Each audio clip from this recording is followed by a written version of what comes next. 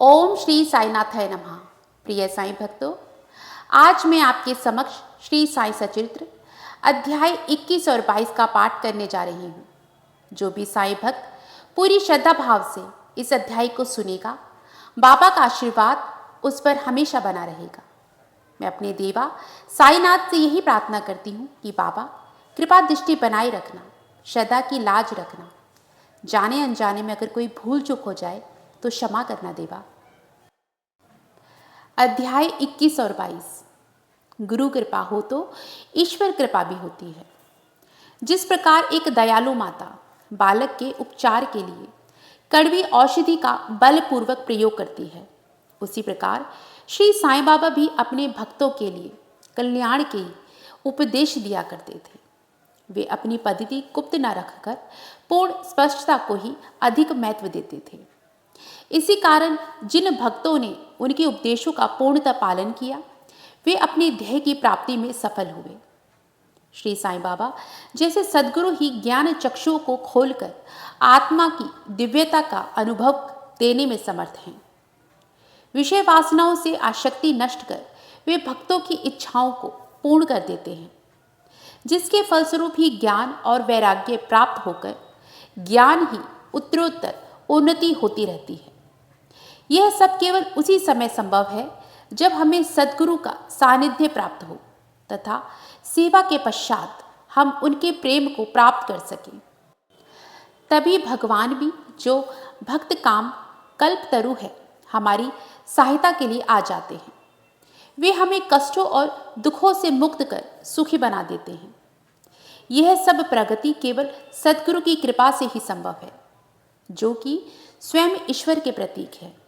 इसीलिए हमें सद्गुरु की खोज में सदैव रहना चाहिए। साठे को गुरु चरित्र पारायण का उपदेश।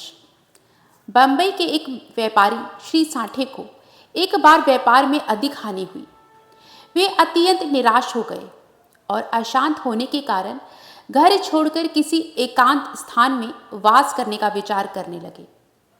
उनके एक मित्र ने उन्हें शिरडी जाने की सलाह दी। उन्हें यह विचार अति रुचिकर प्रतीत हुआ और सन 1917 में वे शिरडी गए। बाबा के सनातन पूर्ण ब्रह्म दीप्तिमान निर्मल एवं विशुद्ध स्वरूप के दर्शन कर उनके मन की व्यग्रता नष्ट हो गई और उनका चित्त शांत एवं स्थिर हो गया। उन्होंने सोचा कि गत जन्मों के संचित शुभ कर्मों के फलस्वरूप ही आज मैं श्री साईं बाबा के पवित्र चरणों तक पहुंचने में समर्थ हो सका हूं। श्री साठे दृढ़ संकल्प के व्यक्ति थे, इसीलिए उन्होंने शीघ्र ही गुरु चरित्र का पारायण आरंभ कर दिया। जब एक सप्ताह में ही चरित्र की प्रथम आवृत्ति समाप्त हो गई, तब बाबा ने उसी रात्रि को उन्हें एक स्वप्न दिया, जो इस प्रकार है। बाबा अपने हाथ में गुरु चरित्र लिए हुए हैं और श्री साठे को कोई विषय समझा रहे हैं तथा श्री साठे सन्मुख बैठे ध्यानपूर्वक श्रवण कर रहे हैं। जब उनकी निद्रा भंग हुई तो स्वप्न को स्मरण कर वे बहुत खुश हुए। उन्होंने विचार किया कि यह बाबा की अत्यंत कृपा है, जो इस प्रकार अचेतनावस्था में पड़े हुए जागृत कर उन्हें गुरु चरित्र का अमृत पान करने का अवसर प्रदान करते हैं। उन्होंने यह स्वप्न श्री काका साहेब दीक्षित को सुनाया और श्री साईं बाबा के पास प्रार्थना करने को कहा कि इसका यथार्थ अर्थ क्या है और क्या एक सप्ताह का पारायण ही मेरे लिए पर्याप्त है अथवा उसे पुनः प्रारंभ करूं। श्री काका साहेब दीक्षित ने उचित अवसर पाकर बाबा से पूछा कि हे देव, उस दृष्टांत से आपने श्री साठे को क्या उपदेश दिया है? क्या वे पारायण सप्ताह स्थगित कर दे? वे एक सरल हृदय भक्त हैं, इसीलिए उनकी मनोकामना आप पूर्ण करें और हे देव, कृपा कर उन्हें इस स्वप्न का यथार्थ अर्थ भी समझा दें। तब बाबा बोले कि उन्हें गुरु चरित्र का एक सप्ताह और पारायण करना उचित है। यदि वे ध्यानपूर्वक पाठ करेंगे तो उनका चित्त शुद्ध हो जाएगा और शीघ्र ही कल्याण होगा। ईश्वर भी प्रसन्न होकर उन्हें भव बंधन से मुक्त कर देंगे। इस अवसर पर श्री हेमांड पंत भी वहां उपस्थित थे। और बाबा के चरण कमलों की सेवा कर रहे थे। बाबा के वचन सुनकर उन्हें विचार आया कि साठे को केवल 1 सप्ताह के पारायण से ही मनोवांछित फल की प्राप्ति हो गई, जबकि मैं गत 40 वर्षों से गुरु चरित्र का पारायण कर रहा हूं, जिसका परिणाम अब तक नहीं निकला। उनका केवल 7 दिनों का ही शिरडी का निवास सफल हुआ और मेरा गत 7 वर्ष का यानी 1910 से 1917 तक का वास क्या व्यर्थ हो गया। चातक पक्षी के समान मैं सदा उस कृपा धन की राह देखा करता हूं जो मेरे ऊपर अमृत वर्षा करे। ऐसा विचार उनके मस्तिष्क में आया ही था कि बाबा को सब ज्ञात हो गया।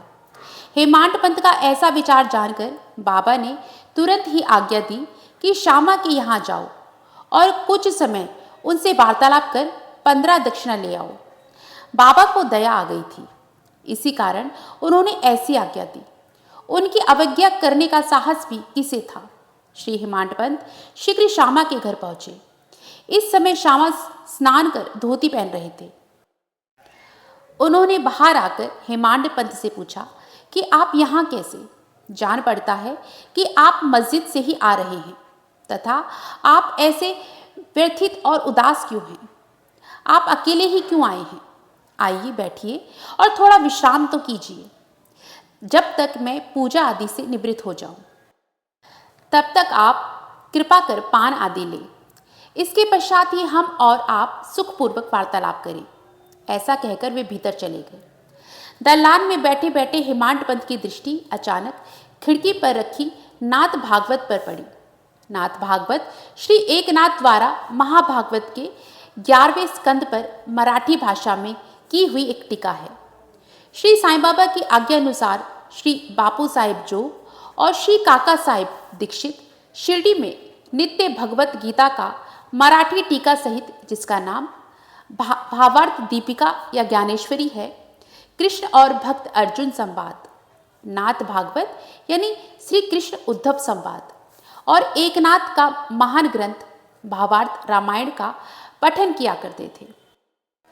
जब भक्तगण बाबा से कोई प्रश्न पूछने आते तो वे कभी आशिक उत्तर देते और कभी उनके भागवत तथा प्रमुख ग्रंथों का श्रवण करने को कहते थे, जिसे सुनने पर भक्तों को अपने प्रश्नों के पूर्णतः संतोषप्रद उत्तर प्राप्त हो जाते थे। श्री हेमांत पंत भी नित्य प्रति नाथ भागवत के कुछ अंशों का पाठ किया करते थे। आज प्रातः मस्जिद जाते समय कुछ भक्तों के सत्संग के कारण उन्होंने अपना नित्य नियमानुसार पाठ अधूरा ही छोड़ दिया था। उन्होंने जैसे ही वह ग्रंथ उठाकर खोला तो अपने अपूर्ण भाग का पृष्ठ सामने देखकर उनको आश्चर्य हुआ। उन्होंने सोचा कि बाबा ने इसी कारण मुझे यहाँ भेजा है ताकि मैं अपना शेष पाठ पूरा कर लूं, और उन्होंने शेष अंश का पाठ आरंभ कर दिया। पाठ पूर्ण होते ही श्यामा भी बाहर आए और उन दोनों में इस प्रकार वार्तालाप होने लगा। श्यामा बोले, इस परमेश्वर यानी बाबा की लीलाएं अगाध हैं, जिनका कोई पार नहीं। वे लीलाओं से अलिप्त रहकर सदैव विनोद किया करते हैं। इसे हम अज्ञानी जीव क्या समझे? बाबा स्वयं ही क्यों नहीं करते? आप सरीके विद्वान को मुझ जैसे मूर्ख के पास क्यों भेजा है? उनकी कार्य प्रणाली ही कल्पना से परे है। मैं तो इस विषय में केवल इतना ही कह सकता हूं कि वे लौकिक नहीं हैं। इस भूमिका के साथ ही साथ श्यामे ने कहा कि अब मुझे एक कथा की स्मृति हो आई है, जिसे मैं व्यक्तिगत रूप से जानता हूं। जैसी भक्त की निष्ठा और भाव होता है, बाबा भी उसी प्रकार उसकी सहायता करते हैं। कभी कभी तो बाबा भक्त की कठिन परीक्षा लेकर ही उसे उपदेश दिया करते हैं। उपदेश शब्द सुनकर साठे के गुरु चरित्र पारायण की घटना का तत्काल ही स्मरण करके हेमांत पंत को रोमांच हो आया। उन्होंने सोचा, कदाचित बाबा ने मेरे चित्त की चंचलता नष्ट करने के लिए ही मुझे यहाँ भेजा है। फिर भी वे अपने विचार प्रकट न कर श्यामा की कथा को ध्यानपूर्वक सुनने लगे। उन सब कथाओं का सार केवल यही था कि अपने भक्तों के प्रति बाबा के मन में कितनी दया और स्नेह है। इन कथाओं को श्रवण कर हेमांत पंत को आंतरिक उल्लास का अनुभव होने लगा। तब श्यामा ने नीचे लिखी कथा कही। श्रीमती राधाबाई देशमुख की कथा। एक बार एक खाशाबा देशमुख की वृद्धा माँ श्रीमती राधाबाई देशमुख बाबा की कीर्ति सुनकर संगमनेर के लोगों के साथ शिरडी आई। बाबा के श्री दर्शन कर उन्हें अत्यंत प्रसन्नता हुई। श्री साईं चरणों में उनकी अटल श्रद्धा थी, इसीलिए उन्होंने निश्चय किया कि जैसे भी हो बाबा को अपना गुरु बना उनसे उपदेश ग्रहण किया जाए। आमरण अनशन का दृढ़ निश्चय कर अपने विश्राम गृह में आकर उन्होंने अन्न जल त्याग दिया और इस प्रकार 3 दिन व्यतीत हो गए। वृद्धा का ऐसा दृढ़ निश्चय देख कर बाबा ने उसे अपने पास बुलाया और मधुर उपदेश देकर उनकी मनोवृत्ति परिवर्तित कर दी। फलस्वरूप वृद्धा ने अपना उपवास त्याग दिया। यह कथा ध्यानपूर्वक एकाग्रता से श्रवण कर तथा उसके उपयुक्त अर्थ पर विचार कर हेमांड पंत को बड़ा आश्चर्य हुआ। उनका हृदय भर आया और उन्हें रोमांच हो उठा। अत्यंत आनंद विभोर हो जाने से उनका कंठ रूंध गया और वे मुख से एक शब्द भी ना बोल सके। उनकी ऐसी स्थिति देख श्यामा ने पूछा कि आप ऐसे स्तब्ध क्यों हो गए, क्या बात है? बाबा की तो इस प्रकार की लीलाएं अगणित है, जिनका वर्णन मैं किस मुख से करूं। ठीक उसी समय मस्जिद में घंटानाद होने लगा, जो कि मध्याह्न पूजन तथा आरती के प्रारंभ का द्योतक है। तब श्यामा और हेमांड पंत भी शीघ्र ही मस्जिद की ओर चले। बापू साहेब जोग ने पूजन आरंभ कर दिया था। स्त्रियां मस्जिद में ऊपर खड़ी थीं और पुरुष वर्ग नीचे मंडप में। सब उच्च स्वर में वादों के साथ साथ आरती गा रहे थे। तभी हेमांड पंत का हाथ पकड़े हुए श्यामा ऊपर पहुंचे और वे बाबा के दाईं ओर तथा हेमांड पंत बाबा के सामने बैठ गए। उन्हें देख बाबा ने श्यामा से लाई हुई दक्षिणा देने के लिए कहा। तब हेमांड पंत ने उत्तर दिया कि रुपयों के बदले श्यामा ने मेरे द्वारा आपको 15 नमस्कार भेजे हैं तथा स्वयं ही यहाँ आकर उपस्थित हो गए हैं। बाबा ने कहा, अच्छा ठीक है, तो अब मुझे यह बताओ कि तुम दोनों में किस विषय पर वार्तालाप हुआ है। तब घंटे, ढोल और सामूहिक गान की ध्वनि की चिंता न करते हुए हेमांड पंत उत्कंठा पूर्वक उन्हें वह वार्तालाप सुनाने लगे। बाबा भी सुनने को अति उत्सुक थे, इसीलिए वे तकिया छोड़कर थोड़ा आगे झुक गए। हेमांड पंत ने कहा कि वार्ता अति सुखदायी थी, विशेषकर उस वृद्धा महिला की कथा, जो ऐसी अद्भुत थी कि जिसे श्रवण कर मुझे तुरंत ही विचार आया कि आपकी लीलाएं अगाध हैं और इस कथा की ओट में आपने मुझ पर विशेष कृपा की है। तब बाबा ने कहा, वह तो बहुत ही आश्चर्यपूर्ण है। अब मेरी तुम पर कृपा कैसे हुई, इसका पूर्ण विवरण सुनाओ। कुछ काल पूर्व सुना वार्तालाप जो उनके हृदय पटल पर अंकित हो चुका था, वह बस उन्होंने बाबा को सुना दिया। वार्ता सुनकर बाबा अति प्रसन्न हो कहने लगे कि क्या कथा से प्रभावित होकर उसका अर्थ भी तुम्हारी समझ में आया है? तब हेमांड पंत ने उत्तर दिया कि हाँ बाबा, आया तो है। उससे मेरे चित्त की चंचलता नष्ट हो गई है। अब यथार्थ में मैं वास्तविक शांति और सुख का अनुभव कर रहा हूं तथा मुझे सत्य मार्ग का पता चल गया है। तब बाबा बोले, सुनो, मेरी पद्धति भी अद्वितीय है। यदि इस कथा का स्मरण रखोगे तो वह बहुत ही उपयोगी सिद्ध होगी। आत्मज्ञान प्राप्त करने के लिए ध्यान अत्यंत आवश्यक है और यदि तुम इसका निरंतर अभ्यास करते रहोगे तो कुप्रवृत्तियां शांत हो जाएंगी। तुम्हें आसक्ति रहित होकर सदैव ईश्वर का ध्यान करना चाहिए, जो सर्व प्राणियों में व्याप्त है। और जब इस प्रकार मन एकाग्र हो जाएगा तो तुम्हें ध्येय प्राप्ति हो जाएगी। मेरे निराकार सच्चिदानंद स्वरूप का ध्यान करो, जैसे कि तुम मुझे दिन रात यहाँ देखते हो। इस प्रकार तुम्हारी प्रवृत्तियां केंद्रित हो जाएंगी तथा ध्याता, ध्यान और ध्येय का पृथक्त्व नष्ट हो ध्याता चैतन्य से एकत्व को प्राप्त कर ब्रह्म के साथ अभिन्न हो जाएगा। कछुवी नदी के इस किनारे पर रहती है और उसके बच्चे दूसरे किनारे पर। न वह उन्हें दूध पिलाती है और न हृदय से लगाकर उनके अपने पास रखती है, बल्कि केवल उनकी प्रेम दृष्टि से ही उनका भरण पोषण हो जाता है। छोटे बच्चे भी कुछ न करके केवल अपनी माँ का ही स्मरण करते रहते हैं। उन छोटे छोटे बच्चों पर कछुई की केवल दृष्टि ही उन्हें अमृत तुल्य आहार और आनंद प्रदान करती है। ऐसा ही गुरु और शिष्य का भी संबंध है। बाबा ने ये अंतिम शब्द कहे ही थे कि आरती समाप्त हो गई और सबने उच्च स्वर में श्री सच्चिदानंद सद्गुरु साईनाथ महाराज की जय बोली। आरती समाप्त होने पर प्रसाद वितरण हुआ। बापू साहिब जोग हमेशा की तरह आगे बढ़े और बाबा को नमस्कार कर कुछ मिश्री का प्रसाद दिया।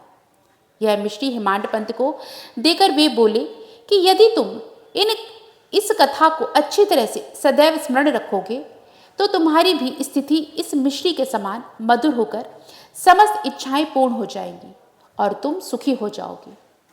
हेमांड पंत ने बाबा को साष्टांग प्रणाम किया और स्तुति की कि प्रभु इस प्रकार दया कर सदैव मेरी रक्षा करते रहो। तब बाबा ने आशीर्वाद देकर कहा कि इन कथाओं को श्रवण कर नित्य मनन और निधि ध्यानसन कर तत्व को ग्रहण करो, तब तुम्हें ईश्वर का सदा स्मरण बना रहेगा और वह स्वयं तुम्हारे समक्ष अपने स्वरूप को प्रकट कर देगा। अपने बर्ताव के संबंध में उपदेश। नीचे दिए हुए अमूल्य वचन सर्वसाधारण भक्तों के लिए हैं और यदि उन्हें ध्यान में रखकर आचरण में लाया गया तो सदैव ही कल्याण होगा। जब तक किसी से कोई पूर्व नाता या संबंध ना हो तब तक कोई किसी के समीप नहीं जाता। यदि कोई मनुष्य या प्राणी तुम्हारे समीप आए तो उसे अभद्रता से ना ठुकराओ, उसका स्वागत कर आदर पूर्वक बर्ताव करो। यदि प्यासे को जल, भूखे को भोजन, नंगे को वस्त्र और आगंतुक को अपना दल्लान विश्राम करने को दोगे तो भगवान श्री हरि तुमसे निसंदेह प्रसन्न होंगे। यदि कोई तुमसे द्रव्य याचना करे और तुम्हारी इच्छा देने की ना हो तो ना दो, परंतु उसके साथ अभद्र व्यवहार ना करो। तुम्हारी कोई कितनी भी निंदा क्यों ना करे, फिर भी कटु उत्तर देकर तुम उस पर क्रोध ना करो। यदि इस प्रकार ऐसे प्रसंगों से सदैव बचते रहोगे तो यह निश्चित ही है कि तुम सुखी रहोगे। संसार चाहे उलट पलट हो जाए परंतु तुम्हें स्थिर रहना चाहिए। सदा अपने स्थान पर दृढ़ रहकर गतिमान दृश्य को शांतिपूर्वक देखो। एक को दूसरे से अलग रखने वाले भेद की दीवार नष्ट कर दो, जिससे अपना मिलन पथ सुगम हो जाए।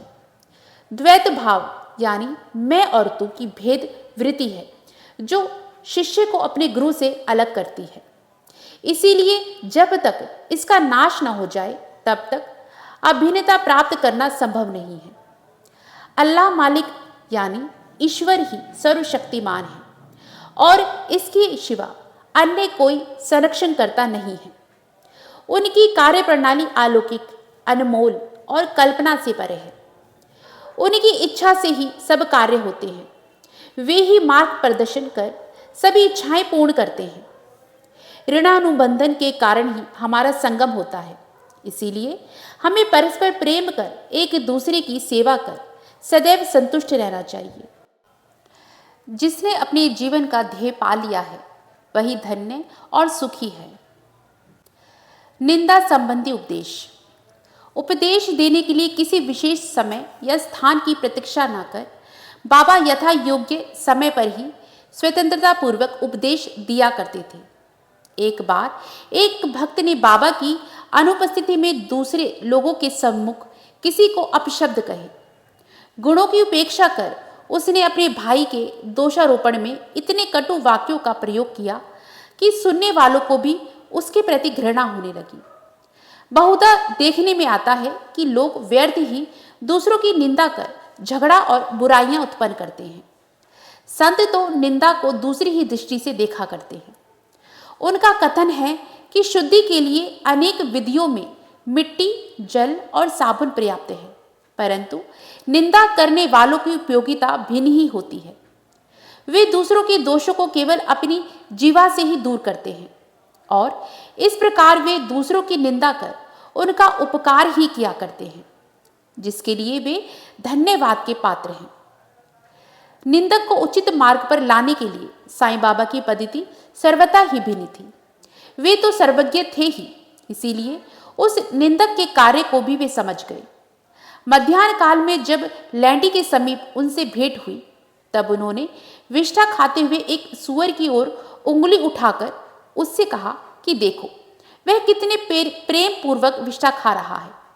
तुम भी जी भरकर अपने भाइयों को सदा अपशब्द कहा करते हो, और यह तुम्हारा आचरण भी ठीक उसी के सदृश है। अपने शुभ कर्मों के परिणाम स्वरूप ही तुम्हें मानव तन प्राप्त हुआ, और इसीलिए यदि तुमने इसी प्रकार आचरण किया तो शिरडी तुम्हारी सहायता ही क्या कर सकेगी। भक्त ने उपदेश ग्रहण कर लिया और वहां से चला गया। इस प्रकार प्रसंग अनुसार ही वे उपदेश दिया करते थे। यदि उन पर ध्यान देकर नित्य उनका पालन किया जाए तो आध्यात्मिक ध्येय अधिक दूर न होगा। एक कहावत प्रचलित है कि यदि मेरा श्री हरि होगा तो मुझे चारपाई पर बैठे बैठे ही भोजन पहुंचाएगा। यह कहावत भोजन और वस्त्र के विषय में सत्य प्रतीत हो सकती है, परंतु यदि कोई इस पर विश्वास कर आलस्यवश बैठा रहे तो वह आध्यात्मिक क्षेत्र में कुछ भी प्रगति न कर उल्टे पतन के घोर अंधकार में गिर जाएगा। इसीलिए आत्मानुभूति प्राप्ति के लिए प्रत्येक को अनवरत परिश्रम करना चाहिए, और जितना प्रयत्न वह करेगा उतना ही उसके लिए लाभप्रद भी होगा। बाबा ने कहा कि मैं तो सर्वव्यापी हूं और विश्व के समस्त भूतों तथा चराचर में व्याप्त रहकर भी अनंत हूं। केवल उनके भ्रम निवारणार्थ ही जिनकी दृष्टि में वे 3.5 हाथ के मानव थे, स्वयं सगुण रूप धारण कर अवतीर्ण हुए। इसीलिए जो भक्त अनन्य भाव से उनकी शरण आए और जिन्होंने दिन रात ही उनका ध्येय किया, इसीलिए जो भक्त अनन्य भाव से उनकी शरण आए और जिन्होंने दिन रात ही उनका ध्यान किया, उन्हें उनसे अभिन्नता प्राप्त हुई। जिस प्रकार की माधुर्य और मिश्री, लहर और समुद्र तथा नेत्र और कांति में अभिन्नता हुआ करती है। जो आवागमन के चक्र से मुक्त होना चाहे वे शांत और स्थिर होकर अपना धार्मिक जीवन व्यतीत करें। दुखदायी कटु शब्दों के प्रयोग से किसी को दुखित न कर सदैव उत्तम कार्यों में संलग्न रहकर अपना कर्तव्य करते हुए अनन्य भाव से भय रहित हो उसकी शरण में जाना चाहिए। जो पूर्ण विश्वास से उनकी लीलाओं का श्रवण कर उनका मनन करेगा तथा अन्य वस्तुओं की चिंता त्याग देगा, उसे निस्संदेह ही आत्मानुभूति की प्राप्ति होगी। उन्होंने अनेकों से नाम का जाप कर अपनी शरण में आने को कहा, जो यह जानने को उत्सुक थे कि मैं कौन हूं। बाबा ने उन्हें लीलाएं श्रवण और मनन करने का परामर्श दिया। किसी को भगवत लीलाओं का श्रवण, किसी को भगवत पाद पूजन, तो किसी को अध्यात्म रामायण व ज्ञानेश्वरी तथा धार्मिक ग्रंथों को पठन एवं अध्ययन करने को कहा। अनेकों को अपने चरणों के समीप ही रखकर बहुतों को खंडोबा के मंदिर में भेजा। अनेकों को विष्णु सहस्त्र नाम का जाप करने व छांदोग्य उपनिषद तथा गीता का अध्ययन करने को कहा। अनंत कोटि ब्रह्मांड नायक राजाधिराज योगीराज परब्रह्म श्री सच्चिदानंद सद्गुरु साईनाथ महाराज की जय। ओम साई राम, जय जय साई राम। जिस भी साईं भक्त ने इस अध्याय को सच्चे भाव, श्रद्धा और विश्वास के साथ सुना है, बाबा उसकी सभी मनोकामनाएं पूर्ण करे और बाबा का आशीर्वाद हमेशा उस पर और उसके परिवार पर बना रहे। यही मेरी श्री साईनाथ के श्री चरणों में प्रार्थना है। ओम साई राम, जय जय साई राम। बाबा आप सभी साईं भक्तों का भला करें।